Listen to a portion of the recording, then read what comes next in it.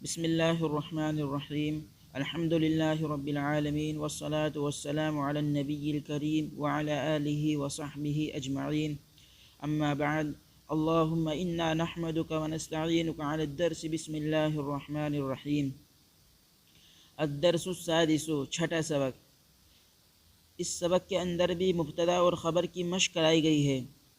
اس سبق کے اندر کبھی تو مبتدا کو واحد لایا گیا اور کبھی موصوف اور صفت کے ساتھ لایا گیا، اور اسی طرح خبر کو کبھی واحد کی شکل میں لایا گیا اور کبھی موصوف اور صفت کے ساتھ ملا کر لایا گیا ہے. جیسے ھذا ولد نشید، اس مثال کے اندر ھذا مبتدا ہے، ولد رشید یہ موصوف صفت سے مل کر ھذا مبتدا کی خبر ہے. تو اس مثال کے اندر مبتدا واحد لایا گیا اور خبر کو موصوف اور صفت کے ساتھ لایا گیا ہے.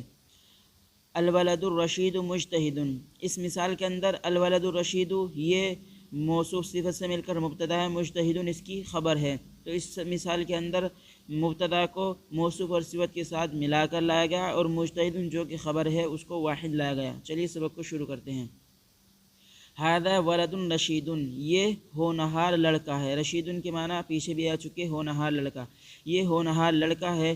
الولد الرشید مجتہد، الولد الرشید ہونہار لڑکا، مجتہد محنتی ہے. ھذہ طفلۃ صغیرۃ، یہ چھوٹا بچہ ہے. الطفلۃ الصغیرۃ جمیلۃ، چھوٹا بچہ خوبصورت ہے. ھذا رجل صادق، یہ سچا مرد ہے. الرجل الصادق عالم، سچا مرد عالم ہے. ھذہ امرأۃ صالحۃ، یہ نیک عورت ہے. المرأۃ الصالحۃ صائمۃ، نیک عورت صائمہ یعنی روزہ دار ہے. ذالک شجر کبیر، وہ بڑا درخت ہے. الشجر الکبیر فی الحدیقۃ، بڑا درخت باغیچے میں ہے. تلک زہرۃ متفتحۃ، وہ کھلا ہوا پھول ہے. متفتحۃ کے معنی کھلا ہوا. الزہرۃ المتفتحۃ رائعۃ، کھلا ہوا پھول شاندار ہے. اب تک جو موصوف صفت کی مثالیں پیش کی گئی ان کے اندر موصوف اور صفت کے اندر مطابقت تھی. اب آگے سبق پڑھنے سے پہلے ایک قاعدہ جان لیجئے کہ اگر موصوف جمع مکسر ہو تو وہ واحد مؤنث کے حکم میں ہوتا ہے اور اس کی صفت واحد مؤنث ہی لائی جاتی ہے. جیسے ممبئی مدینۃ جمیلۃ، ممبئی خوبصورت شہر ہے. فیہا بنایات عالیۃ، اس کے اندر شاندار عمارتیں ہیں. تو بنایات یہ جمع مکسر ہے اور اس کی صفت عالیۃ یہ واحد مؤنث لائی گئی ہے.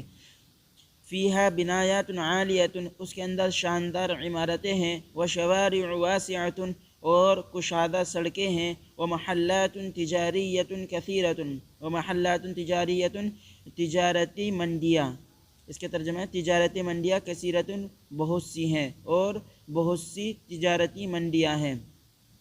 فہذہ محلات للملابس الجاہزۃ، تو یہ دکان، محلات معنی دکان، للملابس الجاہزیۃ سلے ہوئے کپڑے جسے ہم کہتے ہیں ریڈی میڈ، تو یہ ریڈی میڈ کپڑوں کی دکان ہے. وہذہ محلات للنظارات الطبیۃ والشمسیۃ، وہذہ محلات اور یہ دکان للنظارات الطبیۃ نظر کے چشمے کی ہے، والشمسیتی اور دھوپ کے چشمے کی ہے. تو یہ نظر کے اور دھوپ کے چشموں کی دکان ہے. وہذہ محلات للاقمشۃ القطنیۃ، وہذہ محلات اور یہ دکان ہے للاقمشۃ القطنیۃ سوتی کپڑوں کی، تو یہ سوتی کپڑوں کی دکان ہے. وہذہ محلات للاقمشۃ الصوفیۃ، تو یہ دکان اونی کپڑوں کی ہے. للاقمشۃ الصوفیہ اونی کپڑوں کی، اور یہ دکان اونی کپڑوں کی ہے. وہذہ حدائق واسعۃ، اور یہ کشادہ باغیچہ ہے. وتلک منتزہات جذابۃ، اور وہ پرکشش تفریح گاہیں ہیں. منتزہات اس کے معنی تفریح گاہیں، اور وہ پرکشش تفریح گاہیں ہیں. فی فصل اللغۃ العربیۃ سبورۃ سوداء کبیرۃ، فی فصل اللغۃ العربیۃ عربی درسگاہ میں سبورۃ سوداء کبیرۃ، سبورۃ معنی تختہ سیاہ، بڑا تختہ سیاہ ہے، ایک بڑا تختہ سیاہ ہے. ومکتب طویل، اور ایک کشادہ اور ایک لمبی میز ہے.